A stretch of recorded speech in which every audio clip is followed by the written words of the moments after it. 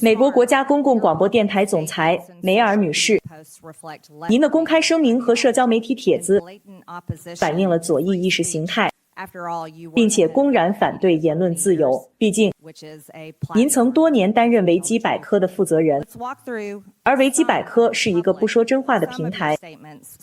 我们来回顾一下您的一些公开声明，以便公众能够了解您的个人观点。您说，您的美国同胞在去年11月再次选举唐纳德·川普担任总统。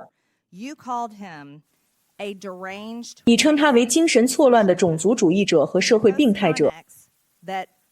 你在 X 上发帖说，美国沉迷于白人至上主义，这令人震惊。你还公开指责使用男孩和女孩这样的词语，说这会抹杀非二元性别者的语言。顺便说一句，只有2种性别，梅尔女士。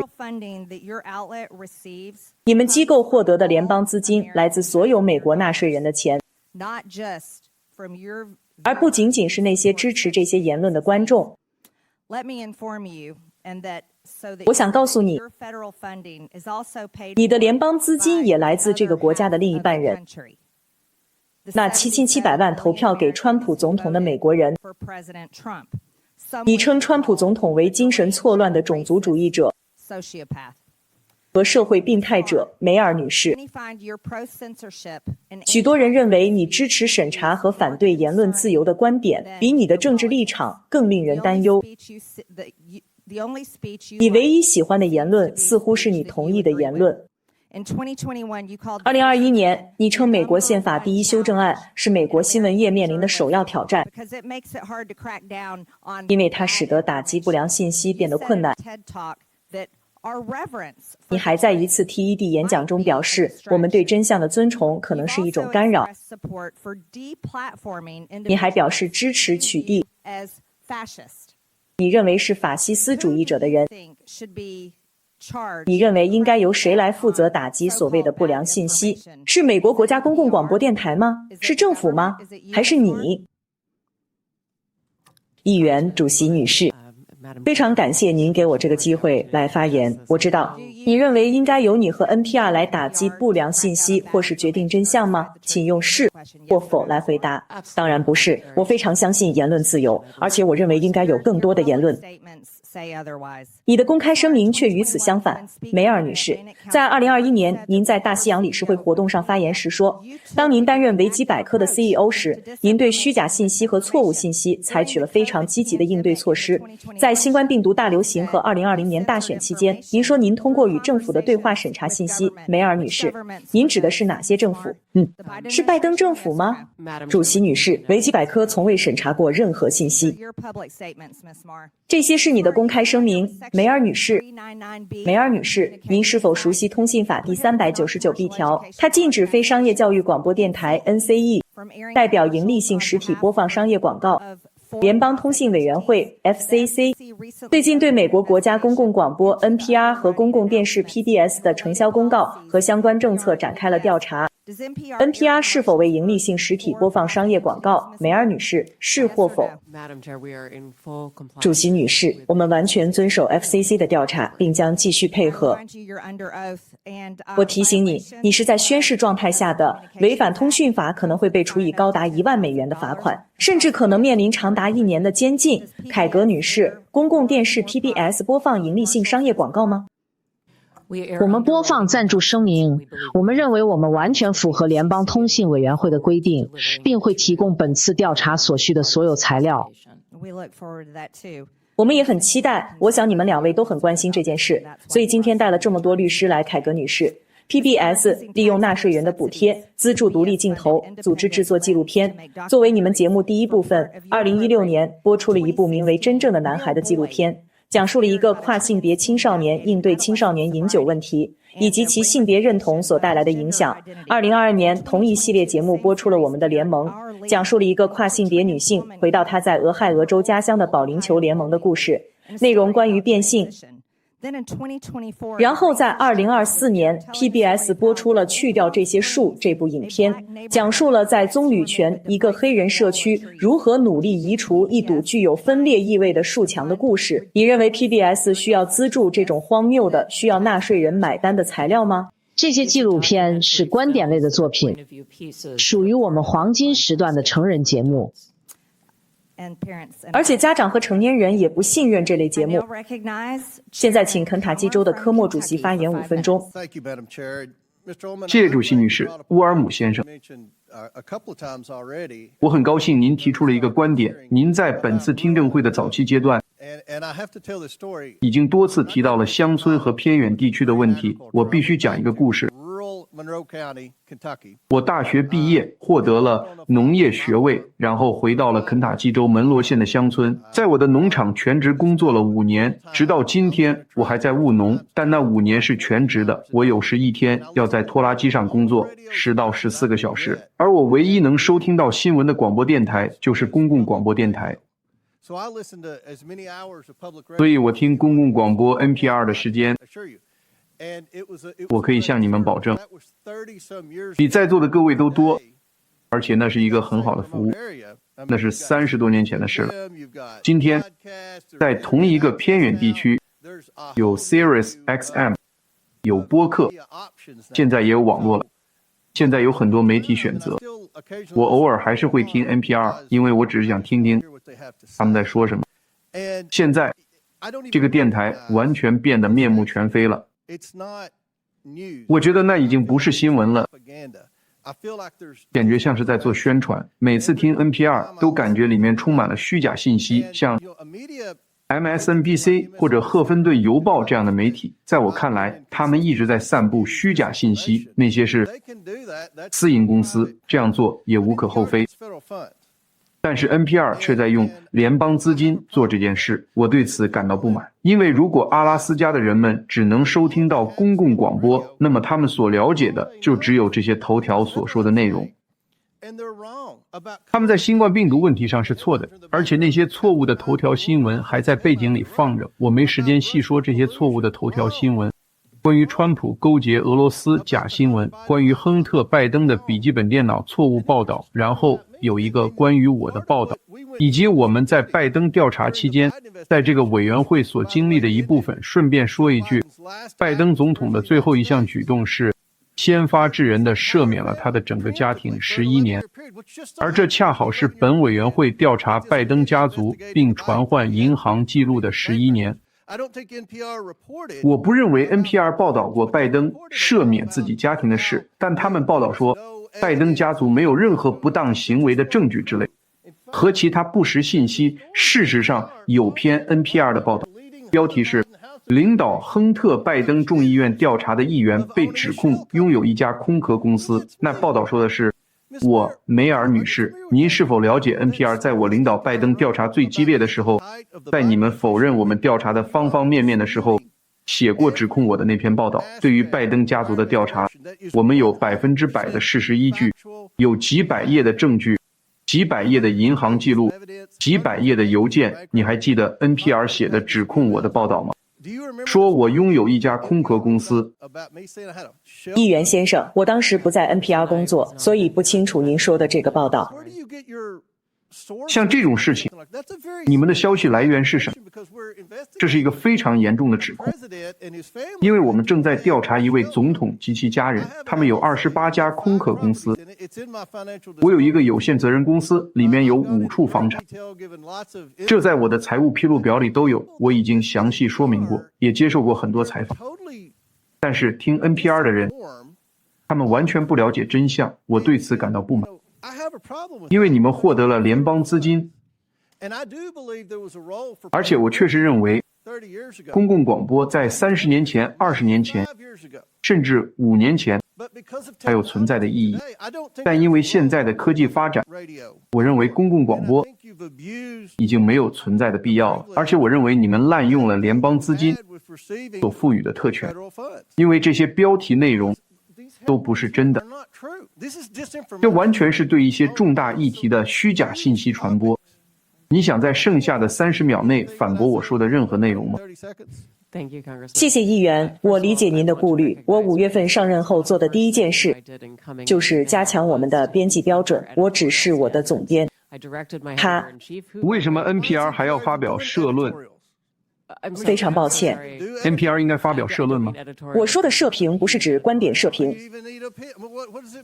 如果你们是一个联邦政府资助的提供新闻的机构，你们应该提供观点吗？你们不是应该只报新闻吗？是。公平的报道。当然，议员，我是说，为了提高我们新闻的标准，我们加强了编辑规范，引进了更多的编辑，以确保每个故事中反映出更多样的观点。我采取了很多措施，试图解决一些顾虑。我对公共广播已经失去信心。我认为，主席女士，他们不应该得到1分钱的联邦资金。我有个叔叔过去常说，为了讲好一个故事，真相可以稍微放一边。周末钓鱼闲聊的时候可以这样，但当我们讨论新闻、信息、百科全书以及对国家至关重要的事情时，我觉得这就非常令人不安。现在您管理的美国国家公共广播电台 NPR， 它的部分资金来自联邦政府，您是否也会以同样不重视真相的态度来管理 NPR？谢谢议员。首先，我想说 ，NPR 承认我们在未能更积极、更早地报道亨特·拜登的笔记本电脑事件。我们犯了错误。我们目前的编辑领导层，武汉病毒呢？当时我们有报道，我们也认为中情局新提供的证据值得报道，并进行了报道。你们做了什么来消除偏见？你总说你当时不在那工作，但是后来你们做了什么来消除偏见，确保公正？谢谢您，议员。正如我所提到的，我是5月份上任的。在我就职2周后，伯利纳先生发表了他的文章，内容是关于之前发生的事情。我希望有机会能和伯利纳先生谈谈，我很希望他能参与进来，并向我们提出一些建议，告诉我们如何在编辑方面做出改进，以解决他认为存在的偏见问题。你有着很多过往言论，包括关于缺乏对真相的敬畏。你甚至说宪法第1修正案妨碍了你想要完成的事情。你现在想让我们相信 NPR 正在采取公正的方式运行。我想知道你是什么时候幡然醒悟的，以至于我们可以相信美国纳税人的钱可以放心地交由你来领导 NPR。我感谢有机会澄清一些事情。我所说的真相，实际上指的是人们用真相这个词来表示他们的信念，而不是事实。我鼓励大家关注事实，关于第1修正案。你的评论不是这么说的，你说的是真相妨碍了你做事。你把你想做的事情置于真相之上，这非常不幸。我想换一个话题，因为你有发表政治观点的自由，任何新闻机构都应该追求真相，这是我们对新闻机构的期望。当然，在自由社会里，媒体平台可以持有任何观点，但我们今天作为一个委员会所面临的问题是，纳税人是否应该被迫为这类事情买单？我想听听冈萨雷斯先生对此的看法。关于公共广播，它在今天是否仍然具有现实意义？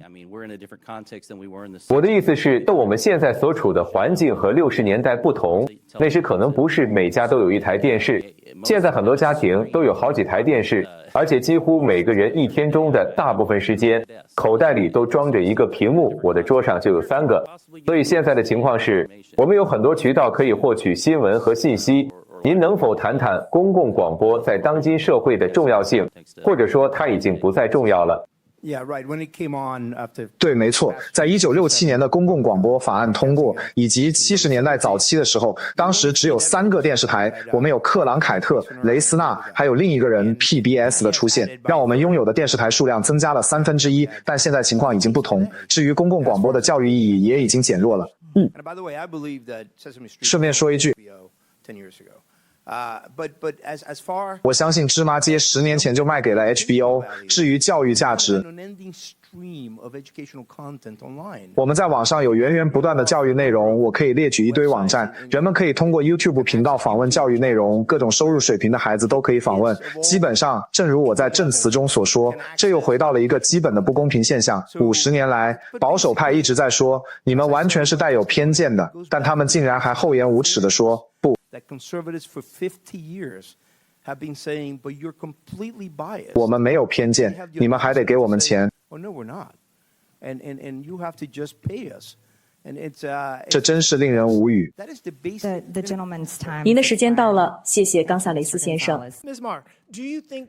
梅尔女士，您认为您在社交媒体上发表的公开声明是否对您领导一个应该公正的公共信息系统造成了挑战？您认为您过去的评论，我换个更好的问题，在您面试的时候，您的过往言论有被提及吗？您是否认为这存在问题？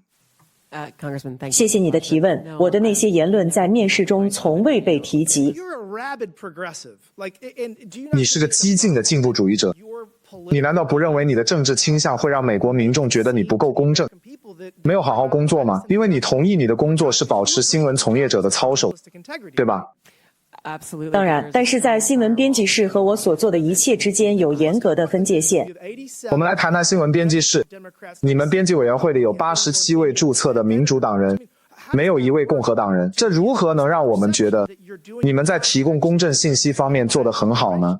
如果这个数字准确的话，我同意你的看法，确实令人担忧。我确实认为我们需要有能够代表美国社会各个阶层的记者，这样我们才能更好地为所有美国人提供报道。我认为你们做得并不好，我知道你才上任1年，但我真的认为，虽然这只占你们预算的一小部分，但你们确实应该调整你们的收入来源。因为我认为 NPR 不一定值得拯救。接下来我想问 PBS 的凯格女士，你一直非常专业，而且你在那里工作了几十年，我认为你在任期间做得相当不错。我只想问一个很简单的问题，请您回想一下，你认为让变装皇后出现在儿童节目中合适吗？你觉得那是个错误吗？这位变装皇后实际上并没有出现在我们任何一档儿童节目中。泰勒·格林主席展示的图片是我们纽约市的电视台与纽约市教育局合作的一个项目。它是什么时段播出的？没有在电视上播，是他们为纽约教育部做的一个数字项目。你觉得它只在我们的网站上出现过？这个节目和 PBS 有关系吗？它不是给 PBS 制作的，那是我们纽约市的电视台不小心放上我们网站的，本意不是要在全国发布的，我们立刻就撤下了，而且也从来没有播出过。你们觉得应该发表一篇称树木为种族主义的文章吗？回想起来，你们当初应该发表那篇文章吗？我不清楚您指的是什么。你们有个节目叫种族主义的树，我们已经好几次提到这个节目了，你觉得树会有种族主义吗？我想这是个好问题。我不知道您在说什么，我没听说过你说的那个事，但我很乐意去了解一下。